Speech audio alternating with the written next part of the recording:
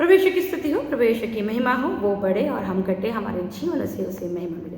दोस्तों, आप लोगों का फिर से मेरे channel life in the spirit में बहुत बहुत स्वागत है। मैं आप लोगों का शुक्रिया करती हूँ कि आप सबों ने मेरे वीडियो को पिछले बार भी बहुत अप्रिशिएट किया और फिर से आप अप्रिशिएट कर रहे हो।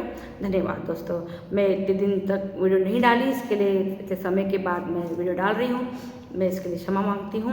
मैं उन सभी लोगों को धन्यवाद देती हूँ जो पिछले बार में मेरी वीडियो को देखे और आप फिर से देख रहे हो। मैं फिर आप लोगों से बताने की कोशिश करूँगी कि मेरा मेन मकसद इन वीडियो के द्वारा सिर्फ इतना ही है कि हम प्रभु की चुनी हुई प्रजा में शामिल हो जाए। हम सबों के जीवन का एक लक्ष्य है, एक उद्देश्य है, और वो उद्देश्य ये है कि शरीर, प्राण और आत्मा, ये तीनों के तीनों जैसे शुद्ध और पवित्र वो अदन की वाटिका में थे, वैसे ही शुद्ध और पवित्र बन के वापस कहाँ जाए? प्रभु के राज्य में जाए। हाँ दोस्तों, मेरा यही बस मकसद है, जिसके बारे में आज कलीसियाओं में कोई भी बात नहीं होती, ना कोई मनन चिंतन होता है। हर एक व्यक्ति प्रभु के पहले आगमन की कहानी पे कहानी आके अड़ गई है। दूसरी कहानी के बारे में कोई बात करना नहीं चाहता, कोई भी ऐसी प्रार्थना नहीं करना चाहता, कोई भी ऐसी बातें जिससे आत्मिक दुनिया का कोई लेना देना हो। हम प्रार्थना कर रहे हैं, बहुत कर रहे हैं, लेकिन उस प्रार्थना का मकसद पूरी तरीके से शारीरिक फायदा है। हम प्रभु शरीर में पवित्र हो चुके हैं और अब हमको तू आ शुद्ध कर और हमारा शरीर, प्राण, आत्मा को तू ले जा या जैसे रूपांतरण कर, ऐसा प्रार्थना कोई भी कलीसिया नहीं कर रही है। दोस्तों, मैं बोल रही हूँ प्रभु अपनी कलीसिया को लेने संसार में आने वाले हैं। जी हाँ दोस्तों, मैं आपको बता दूं, प्रभु अपनी कलीसिया को लेने आने वाले हैं। वो कैथलिक कलीसिया, प्रोटेस्टेंट कलीसिया, बिलीवर्स कैथलिक कलीसिया, पेंटाकोस्ट, यहोवा साक्षी की कलीसिया को लेने नहीं आ रहे, वो अपनी कलीसिया को लेने आने वाले हैं। और उस कलीसिया का अपना कुछ ना कुछ गुणधर्म प्रभु ने हमें बाइबल के द्वारा बताया। ये कलीसिया का चुनाव खुद प्रभु करेंगे। आप चाहे तो किसी भी संस्था के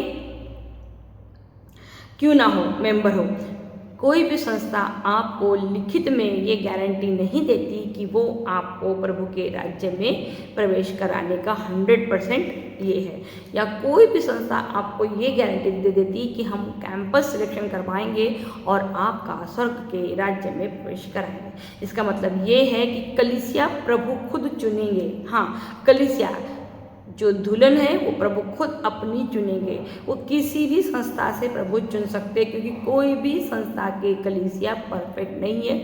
हर कलीसिया में कुछ ना कुछ कमियां पाई जाती हैं। ठीक है, ये तो हम आपस में झगड़ के मुंह से बोल के कोई फायदा नहीं है कि वो हम इससे बेस्ट है, उससे बेस्ट है, क्योंकि हमारे कर्मों में, हमारे मन वचन कर्मों से हम ये हमारा आचरण दिखाई नहीं देता कि हम अन्य जातियों से या अन्य कलीसियाओं से अलग है। सेम कार्य यहाँ भी हो रहे हैं, वहाँ भी हो रहे हैं, इसलिए कोई उसमें फ़र्क नहीं है। इसलिए दोस्तों, आज मेरा जो टॉपिक है वो है कलीसिया, कि प्रभु यीशु मसीह अपनी कलीसिया को लेने अगर आने वाले हैं तो वो कैसी कलीसिया चाहते हैं। तो इससे पहले कि मैं अपने टॉपिक पे जाऊँ, अपने इस पे वचन पे जाऊँ, मैं आपको बता दूँ, आज बहुत जो जीवन हम जी रहे हैं, वो जीवन में आजू बाजू में हम प्रभु को जो कलीसिया चाहिए, वो उसी कलीसिया वाला कोई भी गुणधर्म हमारे में नहीं पाया जा रहा है। तो प्रभु यीशु मसीह कैसी कलीसिया चाहते हैं, उनका क्या विचार है अपने कलीसिया के लिए, वो कैसी कलीसिया को पिता के सम्मुख ले जाना चाहते हैं। तो दोस्तों, कलीसिया के नाम संत पौलुस का पत्र अध्याय 1 पद संख्या 12, वो कैसी कलीसिया चाहता है। इसके पहले एफिसों के नाम अध्याय 5 और पद संख्या 21, 27, क्योंकि वो एक ऐसी कलीसिया अपने सामने उपस्थित करना चाहते थे। हाँ, ये प्रभु यीशु मसीह की कलीसिया की मैं आपको गुणधर्म बता रही हूँ, सुन लीजिए अच्छे से, इसके पे मनन चिंतन कीजिए। जो महिमामय हो, पहला गुण क्या चाहिए उसमें, वो महिमामय होना चाहिए। दूसरा, उसमें कोई दाग नहीं होना चाहिए। तीसरा, उसमें कोई झुर्री नहीं होनी चाहिए। चौथा, उसमें कोई दोष नहीं होना चाहिए। पांचवा, वो पवित्र होना चाहिए। छठवा, वो निष्कलंक होना चाहिए। फिर से बताती हूँ, प्रभु कैसी कलीसिया चाहते थे, क्योंकि वो एक ऐसी कलीसिया अपने सामने उपस्थित करना चाहते थे जो सबसे पहले महिमामय हो, जो जिसमें दाग ना हो, जिसमें झुर्री ना हो, कोई दोष ना हो, जो पवित्र हो और निष्कलंक हो। ऐसी कलीसिया प्रभु चाहते थे। अब आपका मेरे पास आपका आप खुद डिसाइड कीजिए कि आप इसमें कहाँ हैं। फिर दूसरे संत कोलोस के नाम अध्याय 1 पद संख्या 22, पद संख्या 22। हाँ, प्रभु क्या कहते हैं?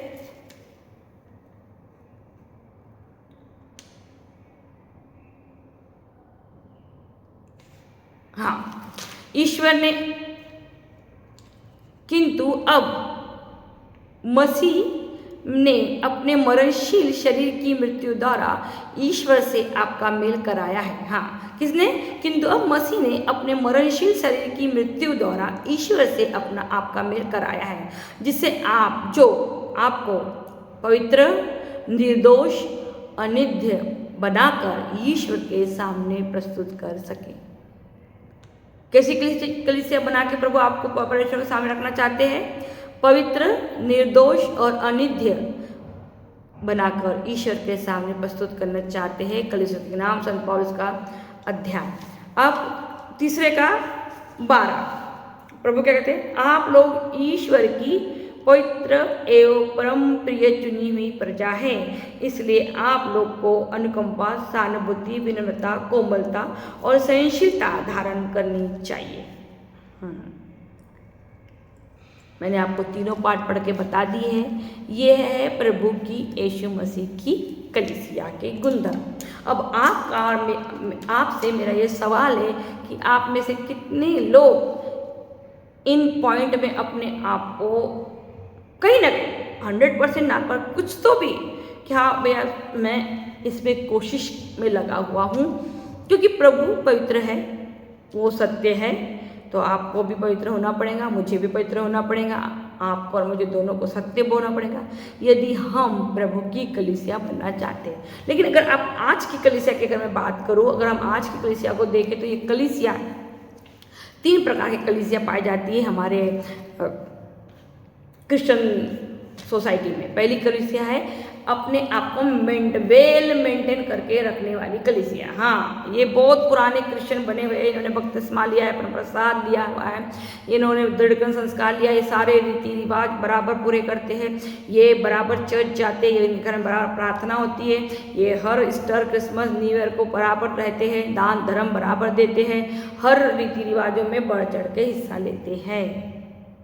ये है बहुत ही अच्छे मेंटेनेंस करके रखने वाले क्रिश्चियन।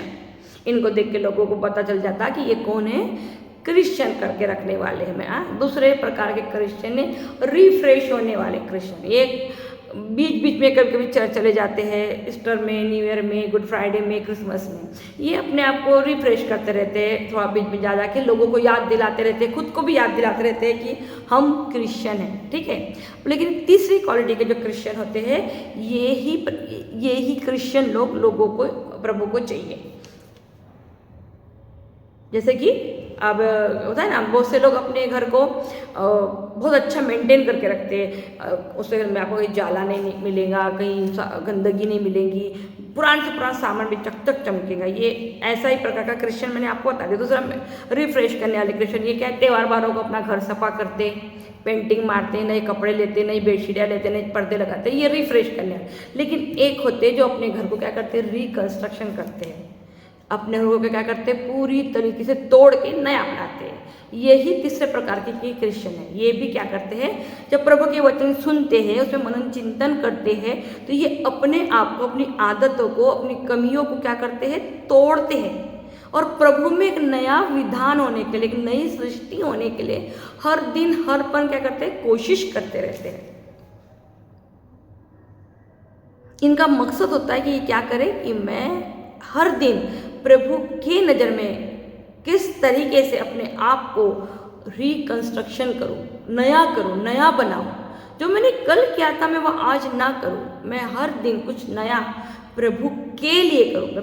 मेरी बात पे ध्यान देना, मैं क्या कह रही हूँ, प्रभु के लिए करना है, ना कि खुद के लिए।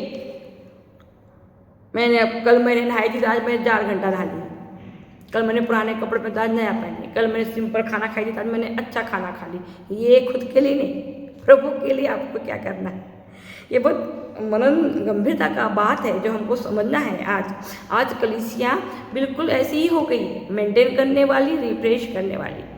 एक है मेंटेन करने वाली जो अपने घरों को, जैसा लोग होते हैं ना, ऐसा पुराने बिल्डिंग होते हैं या पुरानी ऐतिहासिक चीज़ों को लोग अच्छा मेंटेन करके रखते हैं, उसको देख के लगता ही नहीं कि ये पुरानी हो गई है। वह बोलते क्या इतना पुराना का ज़माने का सामान संभाल के रखे, बिल्कुल मेंटेन करके रखे, बिल्कुल ख़राब नहीं हुआ। वैसा ही ये क्रिश्चियन कलीसिया भी है, ये अपने आप को बिल्कुल मेंटेन करके रखती है। हर संडे को चर्च जाती, अपने घर में प्रार्थना करती, ये दान धर्म बराबर करती, हर रीति रिवाज में बढ़ चढ़ कर हिस्सा लेती, नवीना करती, उपवास करती, ये सब करती, लेकिन आत्मा में फल इनमें नहीं मिलते। दूसरी कलीसिया जैसे कि मैंने कहा रिफ्रेश करने वाली कलीसिया। रिफ्रेश यानी जैसे आपको पता है तो त्यौहार बार में आना तो अपने घरों को सफाई करना, जाले निकालना, नया पेंट मार लेना, नए बेडशीट, नए पर्दे लगा लेना, कुछ घर की सफाई करना, नए कपड़े खरीदना, ये रिफ्रेश करने वाले लोग हैं घर को। यही ऐसा ही कलीसिया भी है, वो कभी कभी ईस्टर, न्यू ईयर, क्रिसमस और गुड फ्राइडे को चर्च जाते हैं और अपने आप को खुद को भी याद दिलाती कि मैं क्रिश्चियन हूँ और दूसरों को भी याद दिलाता कि हम क्रिश्चियन हैं। तीसरे हैं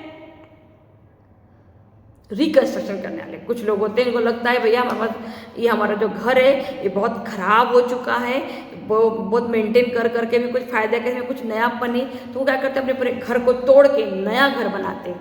ये घर तोड़ के बनाना है पैसे के रूप में, मतलब इकोनॉमिकल थोड़ा सा, इसको मैं उदाहरण के रूप में आपको समझा रही हूँ, नहीं तो आप बोलेंगे किसके पास इतना पैसा है घर तोड़ के बनाने का, समझाने की कोशिश करें। वैसे ही एक क्रिश्चियन होते हैं, ये अपने आप को तोड़ते हैं। तोड़ने का मतलब क्या है, ये अपने स्वभाव को जांचते हैं, अपनी गंदी आदतों को चेक करते हैं, अपनी बुराइयों से हर दिन बचने की कोशिश करती है, अपनी अच्छी गंदी आदतों से बचने की कोशिश करते थे और हर समय प्रभु के वचन पे मनन चिंतन करते रहते हैं कि हम क्या करें कि हमारे प्रभु हमको क्या करें, पसंद करें, हम ऐसा क्या करें जिसकी वजह से हम उस अनंत जीवन में प्रवेश पाएं।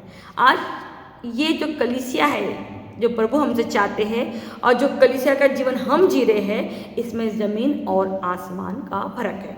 प्रभु कैसी कलीसिया चाहते हैं मैंने आपको बता दिया। प्रभु एक ऐसी कलीसिया चाहते हैं जो क्या हो, निर्दोष हो, जो पवित्र हो, निष्कलंक हो, जिसमें कोई झुर्री न हो, जिसमें कोई दाग न हो, जो महिमामय हो। ऐसी कलीसिया प्रभु चाहते हैं और ऐसी कलीसिया को प्रभु क्या करना चाहते हैं, प्रभु के चरणों में ले जाके रखना चाहते हैं। हाँ, प्रभु कहते हैं आप लोग ईश्वर की पवित्र एवं परम प्रिय चुनी हुई प्रजा है। आप लोग ईश्वर की पवित्र एवं परम प्रिय चुनी हुई प्रजा है, इसलिए आप लोगों को अनुकंपा, सहानुभूति, विनम्रता, कोमलता, सहनशीलता धारण करना चाहिए। ये कलीसिया है और एक कलीसिया के गुणधर्म है। फिर दूसरा, और मैंने आपको बताया क्या था, पहले का 22 वाला प्रभु क्या कहते हैं, प्रभु कहते हैं मृत्यु द्वारा ईश्वर से आपका मेल कराया है, किंतु अब मसीह ने अपने मरणशील शरीर की मृत्यु द्वारा ईश्वर से आपका मेल कराया है। हाँ, आपका और मेरा मेल इतने आसानी से नहीं हुआ। एक शांति की बलि दी गई है, एक प्रायश्चित की बलि दी गई है। जितनी भी संहिता में बलि आती है वो सब बलियों को मिला के एक महाबलि दी गई है, जिसका नाम है मुक्तिदाता, उद्धारकर्ता यीशु मसीहा। ये बलि आपके लिए दी गई है मसीहा की, क्यों दी गई है, जिससे वह आपको पवित्र, निर्दोष और अनित्य बनाकर ईश्वर के सामने प्रस्तुत करे। ये एक कलीसिया। फिर एपिसोड का नाम अध्याय 5 पद संख्या 27। प्रभु क्या कहते हैं, देखिए कहते हैं आप लोग सब 5:27 क्या लिखा है, क्योंकि वो एक ऐसी कलीसिया अपने सामने उपस्थित करना चाहते थे जो महिमामय हो, जिसमें दाग नहीं हो 2, जिसमें झुर्री ना हो 3, जिसमें कोई दोष ना हो 4, जो पवित्र निष्कलंक हो। इतनी सी बात प्रभु ने आपसे कही है। अगर आपको और मुझे कलीसिया में शामिल होना है, किसी संस्था में नहीं, संस्था तो एक से बढ़कर एक है, लेकिन यदि आपको और मुझे किसी कलीसिया में शामिल होना है, यीशु मसीह की कलीसिया में शामिल होना है, तो आपको और मुझे इस पॉइंट पे इन सब चीज़ों में मनन चिंतन करना होगा।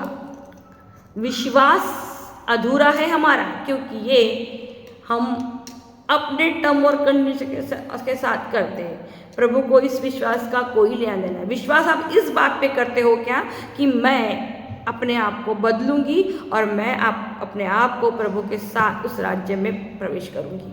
आप विश्वास इस बात पे करते हो क्या कि यीशु मसीह ने आपके लिए घर बना के रखे हैं और आपको उस घर में जाना है। विश्वास आप इस बात पे करते हो क्या कि प्रभु यीशु मसीह आपको और मुझे लेने आने वाले। विश्वास आप इस बात पे करते हो कि क्या जो शरीर आपको और मेरे पास है, उस शरीर के बदले में आपको महिमा का एक शरीर मिलने वाला है। विश्वास आपका इस बात पे करते हो कि आपको प्रभु के राज्य का मुकुट मिलने वाला है। विश्वास आप इस बात पे करते हो क्या कि आप एक ऐसा जीवन जी रहे हैं कि आप इन सारे पॉइंट जो यहाँ मैंने पढ़ के थे वो आपके आचरण में पाए जाते हैं। विश्वास प्रभु के द्वारा दिया गया बहुत बड़ा वरदान है, लेकिन कलीसिया आज इस विश्वास का जो फायदा है सिर्फ आधा उठा रही है अपने लिए। गंभीरता से प्रार्थना करना, लवी ना करना और अपने डिमांडों को प्रभु के सामने रखना, ये बहुत पुराना बात हो गया। हर साल हम वही रिपीट टेलीकास्ट, वही साइकिल चलते रहती, कुछ नया नहीं है। कि जबकि प्रभु कहता है हर दिन हर पल कुछ नया करो। हाँ, वचन कहता है कि दयनीय जीवन की अपेक्षा मृत्यु अच्छी है। कल आपने जो जीवन जिया था वही जीवन यदि आज भी आप वैसा ही जी रहे हो तो प्रभु के राज्य में, प्रभु के नज़र में आपका और मेरा जीवन व्यर्थ व्यर्थ और व्यर्थ है। दोस्तों, मनन चिंतन कीजिए कि आप और मैं एज अ कलीसिया किधर है, किस पॉइंट में है, किस पार्ट में है, किस साइड में है। हम तीनों में से कौन सी कलीसिया में प्रभु हमारा चुनाव करने वाले हैं? मेंटेन करने वाली, रिफ्रेश करने वाली या रिकंस्ट्रक्शन करने वाली? दोस्तों, आज आप और मुझे रिकंस्ट्रक्शन होने की आवश्यकता है। हमें अपने पुराने स्वभाव को, पूरे आचरण को, पूरे रीति रिवाजों को, पुरानी प्रार्थनाओं को भी, बहुत से लोग इतना वही रट्टी तो प्रार्थना कर रहे, इस प्रार्थना का कोई लेना देना है ही नहीं, वो जाता ही नहीं प्रभु तक। अरे जिस प्रार्थना में शरीर प्राण आत्मा एक नहीं होगा, वो प्रार्थना प्रभु तक कैसे जाएंगी भाई? वो तो आपने कर दिए, हो गया। अरे प्रार्थना है क्या भाई? तो बताओ। प्रार्थना का मतलब है आप अपने आत्मिक पिता के साथ अपनी आत्मा को एक करते हो, उसे बोलते हैं प्रार्थना। और वो काम करता है पवित्र आत्मा। इसलिए परोस क्या करता है? मैं शरीर प्राण और आत्मा तीनों से प्रार्थना करूंगा। अब शरीर प्राण आत्मा तीनों से प्रार्थना करने का मतलब क्या कि जब आप प्रार्थना कर रहे हो तब तो आपको अपने शरीर की कोई भी चीज़ें दिखाई देनी नहीं चाहिए। आपको खुजाना नहीं चाहिए, आपको ऐसा नहीं करना चाहिए, आपको वो हिलना नहीं चाहिए। ये शरीर है। अब आत्म प्राण में आपको प्रार्थना, प्राण है क्या? आपको प्रार्थना करते हो कोई भी पुराने विचार, कोई भी पुरानी बातें आपके माथे में नहीं आना चाहिए। ये है प्राण।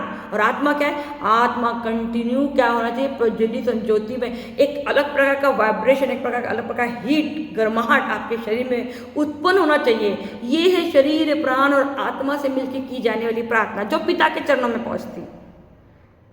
इसमें आप वो नहीं कर सकते। इसमें आप देखना अपने ही मन से इतने अच्छे पवित्र आत्मा आपको क्या करता है? खुद ही शब्द क्या ना, जब तुमको प्रार्थना करें तुम टेंशन मतलब पवित्र आत्मा तुमको शब्द देगा। हाँ, जब हम ऐसी प्रार्थना में बैठते हैं तो पवित्र आत्मा खुद हमको शब्द देते हैं प्रभु की स्तुति आराधना करने के लिए। हमको किताब पढ़ के या वही तोते समान रट्टी प्रार्थना करने की जरूरत नहीं है। प्रभु का आगमन निकट है, लेकिन आज भी हम वही पुरानी बातें कर रहे हैं। मैं आपसे पूछना चाहती हूँ, कितने से माँ बाप, कितने से टीचर है जिसने अपने बच्चों को पहली क्लास में जो पढ़ाया था वो 10वीं क्लास में भी पढ़ा रहे? अरे हम तो मानसिक, अगर हमारा बच्चा पहली क्लास में जो पढ़ रहा था वही 10वीं क्लास में पढ़ रहा होगा तो मानसिक रूप से कहीं ना कहीं पागल होगा। या आप और मैं पागल हो सकते हैं कि हम उसके 10वीं क्लास में पहुँच गए तब भी पहली क्लास का ही पढ़ा रहे। तो आज पागल है कौन? माँ बाप, हमारे चरवाहे। हम आज 10वीं 12वीं में, हमको आज कलीसिया में शामिल होने का प्रार्थना करना चाहिए। आज हम प्रभु के राज्य में जाने के लिए प्रार्थना करते हैं, लेकिन हम आज भी वही रोटी कपड़ा मकान की प्रार्थना करते हैं। दूसरा प्रार्थना हमारे पास है ही नहीं। प्रभु ने हमको दिया। प्रभु क्यों नहीं देगा भाई? इस संसार की सारी चीज प्रभु आपको दे देगा, फुक्कट में दे देगा। क्यों? क्योंकि प्रभु को ये संसार में कुछ, संसार को नाश ही करना है तो अपने पास रख के करेगा क्या। दूसरी बात, प्रभु इस संसार में कोई भी चीज़ उस संसार में लेके जाएगा नहीं। तो इसे तो आप देखो ना, बहुत से न्यूज़ आती होंगी ना, उसमें क्या आता है, कोई ठेला लगा के करोड़पति बन गया, कोई चाय, क्यों? क्योंकि प्रभु सबको ले लो भाई, इस संसार में कोई भी चीज़ मेरे को चाहिए नहीं, तुम रख लो अपने पास, ले लो। लेकिन उस संसार में जाने के लिए अलग है, इस संसार में जाने की अलग कहानी है भैया। इस संसार की कहानी शरीर से शुरू होकर शरीर में खत्म हो जाती है। मैं पहले गरीब था, अब मैं करोड़पति बन गया। क्यों भैया? तो करोड़पति बन गया तो क्या हो गया? अनाज खाना छोड़ दिया, सोना चांदी खाना शुरू कर दिया। पहले कपड़े पहनता था, अब पहनना बंद कर दिया। क्या किया? करोड़पति बन के हुआ क्या भाई? तेरा आत्मिक जीवन में क्या फायदा हुआ? सवाल यही है। ये सारा सवाल मसीह लोगों के से है, अन्य जातियों से नहीं है। वो तो और ये सब करेंगे और उनका देखते कि हम वैसे बनना चाहते हैं। आपका सोना, आपका पैसा, आपका प्रॉपर्टी, आपकी खूबसूरती, आपका पोस्ट, आपका पावर आपको प्रभु के राज्य में प्रवेश नहीं दिलाएगा। आपका आधा अधूरा विश्वास, प्रभु उस विश्वास से प्रभु को कोई लेना देना नहीं। आपका विश्वास पूरा तब होता है जब आप इस सेकेंड पार्ट में मनन चिंतन करते हो कि मुझे भी एक दिन प्रभु के राज्य में प्रवेश करना है। तो अब हर एक चीज़ को उस नज़र से देखना शुरू कर देते हो, उस आत्मिक दुनिया के दृष्टिकोण से देखना शुरू कर देते हो। शरीर, प्राण और आत्मा तीनों के बारे में आप गंभीरता से मनन चिंतन करते हो, तब आपका जीवन है। एक सरल जीवन जब आप जीते हो, जितनी की आपको ज़रूरत है बस उतना ही आप अपने पास रखते हो। ज़्यादा किसी चीज़ें आप बटोर के रखते नहीं हो। ज़रूरत से ज़्यादा किसी चीज़ के पीछे किसी चीज़ की आप लालसा नहीं करते हो। किसी भी खान पान, ऐसा कोई भी आदत आपको नहीं जिसके बिना आप रह नहीं सकते। ऐसी कोई आदत आप में नहीं है। किसी खाने का आपको बहुत ज़्यादा शौक नहीं, बहुत कपड़े पहनने का शौक नहीं, बहुत सोना, वो चांदी, वो हीरा आपको नहीं चाहिए। ऐसा सिंपल जीवन यदि आप जीते हैं तो आप कलीसिया है। यदि आपको इस संसार के किसी भी चीज़ में आपका मन है तो प्रभु आपको स्वर्ग राज्य में ले जाके करेगा ही क्या, क्योंकि जहाँ जिसका धन उसका मन। तभी तो प्रभु ने, अमीर व्यक्ति जब आया पूछा मुझे स्वर्ग राज्य में जाने के लिए क्या करना चाहिए, तो प्रभु ने बोला जा अपना पूरा धन, पूरा बोला, थोड़ा सा अपने लिए रखने को नहीं बोला, पूरा बेच डाल और तब जाके मेरा अनुसरण कर। इसलिए उस विधवा स्त्री का भी एग्जाम्पल होता है कि जो कुछ भी उसने कमाया भीख मांग के नहीं लाई थी, उसने कमाया वो भी उसने प्रभु को देनी। क्यों? ताकि उस एक सिक्के में भी उसका मन ना रहे, उसका पूरा मन कहाँ रहे? प्रभु में रहे। दोस्तों, आज आप और मेरा एक बहुत गंभीर सवाल है कि क्या आप और मैं प्रभु की कलीसिया बनने लायक है? क्या आप और मेरे में ये गुणधर्म पाए जाते हैं कि हम उस राज्य में प्रवेश करेंगे जो राज्य प्रभु हमें देने वाला है? या ये जो पौलुस ने हमें एफेसुस के नाम पे, कोलोसे के नाम पे पत्र लिखा है, वो सारे पॉइंट हम में हैं, क्योंकि प्रभु जैसी कलीसिया चाहता है वो ये है। इसमें कहीं में मैं पापी था, मैं ये सब प्रार्थना वर्थना कुछ नहीं है। यहाँ प्योर है, प्योर कलीसियाएँ हैं, ये महिमामय कलीसिया है। तो दोस्तों, आपको और मेरे को अब समय आ गया है कि हमको पुरानी सारी बातें भूल के कि मैं पापी था, पाप मेरे लिए मरा, ये सब बातें निकाल के आपको अब मैं आगे का जीवन प्रभु के साथ कैसा जीना चाहता हूँ उसके विषय में चिंतन करना है। पहला। दूसरा, हमारी प्रार्थनाओं का तरीका हमें बदलना है। हमारी लाइफ स्टाइल हमको बदलनी होगी यदि हम उस राज्य में जाना चाहते हैं। आइए हम प्रार्थना करें। पिताजी, धन्यवाद इस पवित्र वचन के लिए। धन्यवाद प्रभु जी, तेरे सारे दासों के लिए जिन्होंने अपने जीवन के द्वारा हमें ये बता दिया कि यदि आपको और मुझे प्रभु के राज्य में प्रवेश करना है तो कोई रॉयल लाइफ आपको जीने का अधिकार नहीं है, जैसे कि 12 प्रेरितों में से किसी ने भी नहीं किया। दूसरा, यदि आपको और मुझे प्रभु के राज्य में प्रवेश करना है तो प्रभु जैसी कलीसिया चाहते हैं वैसे गुणधर्म भी हमारे अंदर होना चाहिए। वो एक ऐसी कलीसिया चाहते हैं जिसमें ना कोई, जो महिमामय हो, जिसमें कोई दाग नहीं हो, जिसमें कोई झुर्री नहीं हो, जिसमें जो पवित्र हो, जो निष्कलंक हो और जो पिता की नज़र में योग्य हो। ऐसी कलीसिया को आप पिता के चरणों में सौंपना चाहते हैं। इसके लिए प्रभु जी, आपने अपने तरफ का काम कर लिया है, अब कहाँ बारी है हमारी कि हम अपने तरफ से कोशिश करने में लग जाए। हम अब छनना शुरू हो जाए कि हमें ये गुणधर्म पाए जाए कि हम अब चाहे जिस भी संस्था के क्यों ना हो, लेकिन अब हमारा मेन मकसद है कि प्रभु यीशु मसीह के आके कलीसिया में हमारा नाम शामिल हो जाए। इसलिए वचन में कहा है कि जीवन के ग्रंथ में हमारा नाम लिखा होना बहुत जरूरी है। प्रभु जी, सारी बातों के लिए आपको धन्यवाद देती हूँ। सबसे आपकी महिमा, आपकी आराधना, आपकी स्तुति करती हूँ। आपके पुत्र यीशु मसीह के नाम से मांगती हूँ, आमीन।